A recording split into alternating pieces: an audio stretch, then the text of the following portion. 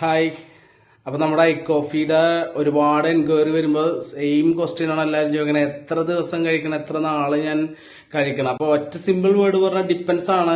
I coffee ഓരോരുത്തർക്കും ഓരോ ലെവലിലായിരിക്കും കഴിക്കേണ്ടത്. കാരണം പലരുടെയും ഡയബറ്റിക്കിന്റെ ലെവലും പല ആളുകളുടെയും എത്ര നാളാണ് ഡയബറ്റിക് ആയിട്ടുള്ളത് എന്നുള്ളതും ഡിഫറെന്റ് ആണ്. അപ്പോൾ എടുക്കേണ്ട ടെസ്റ്റ് HbA1c ആണ്. അതൊരു 3 മാസത്തിന്റെ ആവറേജ് ആണ്.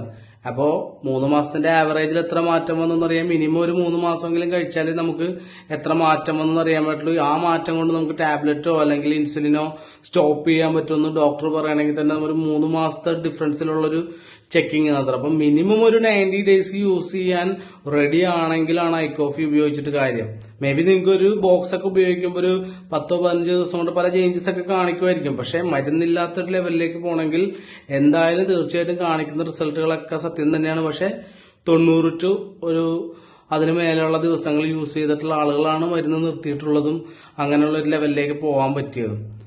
അപ്പോ നെക്സ്റ്റ് ഒരു കാര്യം എന്ന് പറഞ്ഞാൽ ഐ കോഫി വാങ്ങുന്ന ആളുകൾ കൃത്യമായിട്ട് കഴിക്കാൻ കൂടി വേണം. കാരണം ഈ ഐ കോഫി കഴിച്ചൊരു ഹാഫ് ആൻ അവറിൽ ഫുഡ് ചെല്ലണം.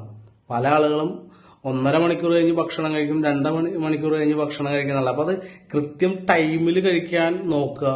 ഇനി രാത്രി ആ ഭക്ഷണം കഴിച്ചിട്ട് നമ്മൾ സ്പോട്ട് കിടന്ന് ഉറങ്ങാതെ കുറച്ച് ടൈം എടുക്കുക. അങ്ങനെ കുറച്ച് കാര്യങ്ങളൊക്കെ ശ്രദ്ധിക്കുകയാണെങ്കിൽ പ്രോപ്പർ റിസൾട്ട് കിട്ടും. ഇതൊന്നും ശ്രദ്ധിക്കാതെ ഐ കോഫി കഴിച്ചാൽ മേ ബി ഒരു റിസൾട്ടും കിട്ടാൻ ചാൻസും ഇല്ല.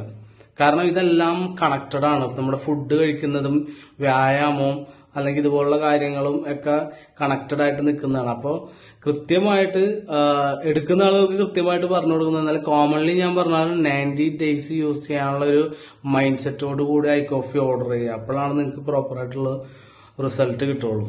Okay, thank you.